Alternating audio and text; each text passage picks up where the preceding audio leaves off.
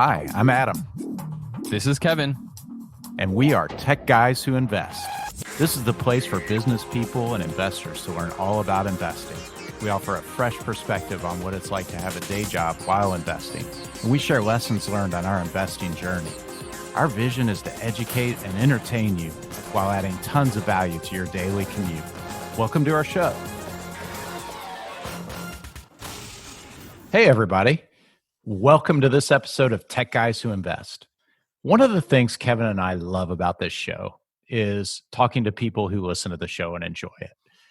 So we've talked to a few people recently who like the show and they've been educating themselves and they have the itch to invest. Up to this point, they haven't invested in real estate, but they've been following pretty typical American behavior by financial standards, meaning these people, for the most part, are high earners, but they have consumer debt, credit cards in most cases, car payments. Some are even leases on cars, which are even worse. Student loans in a lot of cases, and they have expensive spending habits. So from that place, where do you begin? And that's where we start today's show. Right. So if I'm thinking about, I'm in those shoes, where do I start? If I am going to figure out how to invest, I need to know and formulate what I want investing to do for me. That I think is the biggest thing people are missing out on, because you'll hear people talk about returns or I made this much money. And that all sounds great. If you have started investing and you're hearing people make double-digit returns, that's fantastic. There's a lot to be said about risk in that, which we'll cover as well. But what do you want the investing to do for you? Maybe you absolutely love your job, but you want to find a way to build generational wealth for your family and their family's family in the future. Or you want it to pay for all your bills. Whatever that is, you need to sit down and think about the lifestyle that you want to attain through investing, because you cannot save your way to financial freedom or financial security for that matter also. Yeah, I really like that advice. It's excellent advice to start with some goal setting and just clarifying what you want. That's fantastic advice. And like Stephen Covey said, begin with the end in mind. So taking a little time to do that. Now, Kevin and I are going to talk about educating yourself financially because we talk about that all the time. I feel like that's something that you can do along the way while you're kind of cleaning up the mess, so to speak. Begin educating while you're doing some of the things that Kevin and I are talking about. And these are our ideas of things that either we've done or we've had experience with through people we know that have been successful in doing this and getting to a place where they are investing successfully. For me, one of the first things to do is really list your debts out and order them, smallest to largest, and then begin what Dave Ramsey calls the debt snowball, where you make minimum payments on everything, and then every additional dollar you can scrounge up, you throw against the smallest one. And in the meantime, what you're doing is cutting back on the extravagant spending on things that Robert Kiyosaki might call doodads. Yeah. And as far as the debts, right now, the mortgage rates are so low, historic lows. So if you have that low interest rate, and let's say even if you refinance to get that low interest rate, instead of maybe thinking about paying it down faster and being debt free, what if, and this is just a scenario, it might work for you, it might not, you find an investment that pays 6%, 7%, maybe 8%, or whatever it may be. So now you have a spread that instead of that 3% that you were paying and to get rid of that debt faster, you've created a spread of 5% if it's assuming 8% interest or return on your money. So thinking about it from that perspective is another way to look at it. Personally, if I had a mortgage, I don't see myself paying it down faster because I believe that I can get a greater return on the amount of money greater than even 4%. Yeah, absolutely. I do have a mortgage, and not only am I not paying it down, I'm doing a refi right now to pull equity out so I can invest that. And the money I make on the investment will greatly exceed the additional increase in monthly payment on my mortgage.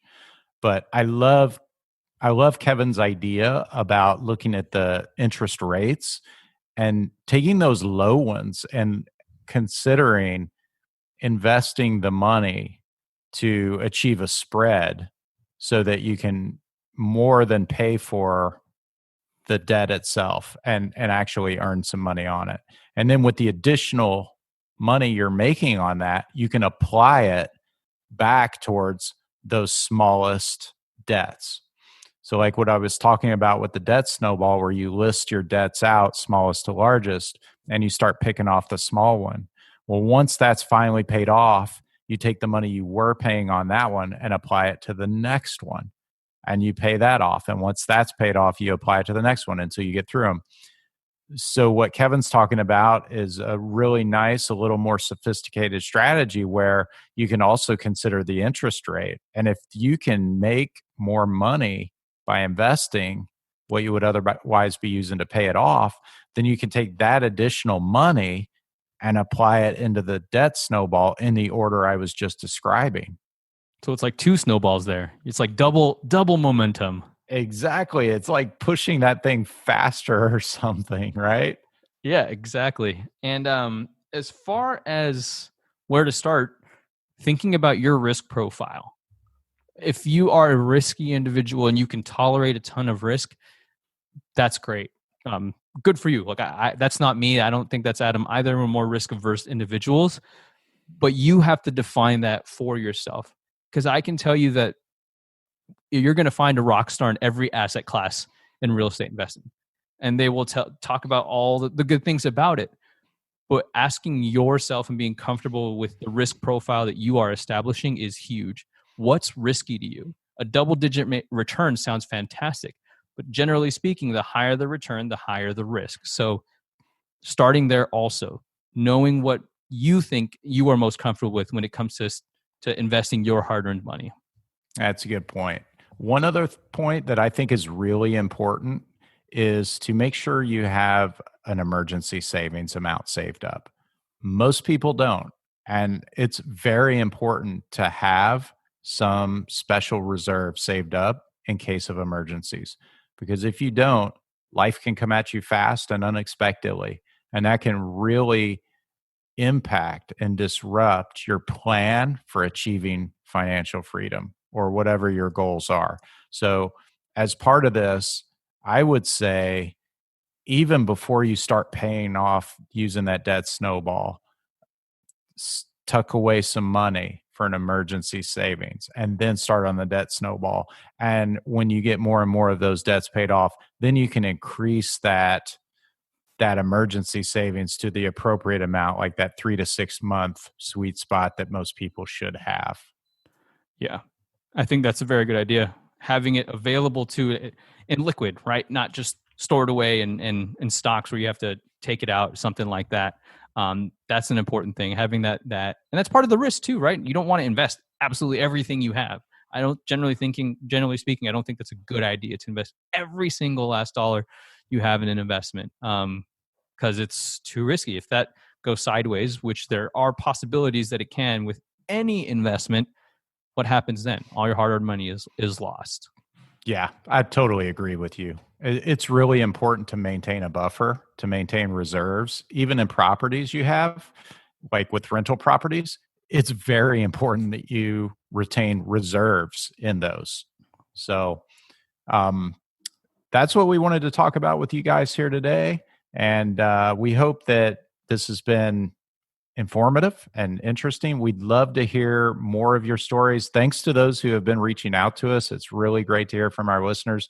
Kevin and I like to talk to you guys. So reach out to us. You can email us at techguyswhoinvest@gmail.com, or you can visit us on our website, tgwipodcast.com. Thanks, everybody. That's it for this episode of Tech Guys Who Invest. This is Adam. And this is Kevin. Thank you so much for listening to us. Don't forget to join our Facebook page where we're building a community of investors so that we can share ideas, tips, and other ways to help us get out of the rat race. If you found value in this podcast, it would mean the world to us if you could share it with your network. Lastly, we love feedback. It's how we get better. So if you wouldn't mind spending 30 seconds and leaving us an honest review on iTunes or Stitcher or whatever platform you're using, that would be super sweet. If you want to get on Adam or Kevin's calendar, go to tgwipodcast.com/contact. We want to help you invest safely, wisely, and ultimately get you out of the rat race. Thanks again.